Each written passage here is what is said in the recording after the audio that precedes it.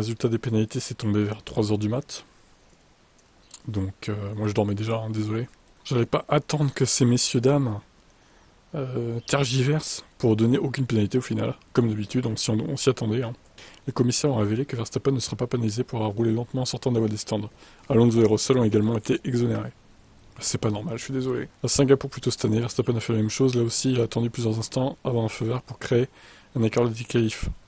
Il avait reçu une réprimande. Par la suite, le champion du monde en titre a déjà révélé qu'il ne comprenait pas pourquoi il avait été appelé pour raconter son histoire. Je pense pas avoir fait quelque chose de mal ou d'étrange. Bon, ça va alors. Alors pourquoi il n'a pas été pénalisé? Les stewards considèrent que l'ensemble des incidents s'est produit en conséquence directe de la mise en œuvre du temps de tour minimum entre SC2 et SC1, qui est conçu à juste titre pour éviter le recul dangereux des voitures sur le circuit pendant les qualifs. Nous notons qu'il existe des exigences contraires pour les pilotes, dans la mesure où ils doivent respecter le temps minimum.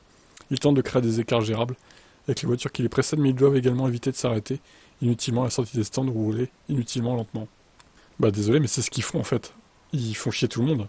Derrière, t'as une queue de 6 ou 7 voitures, et bon, c'est pas pénalisé, c'est normal. Ok, bon bah ils vont tous faire ça pour les prochaines courses alors. Ça va être bien sympathique.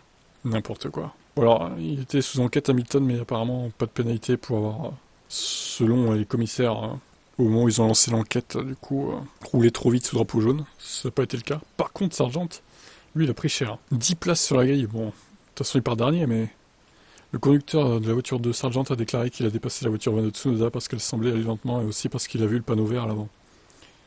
Donc lui, il se prend 10 places. Ok. Bon, de toute façon, ça change pas sa place de départ, mais c'est énorme, 10 places. Ils sont complètement incohérents, les commissaires, en fait. Bon, bref.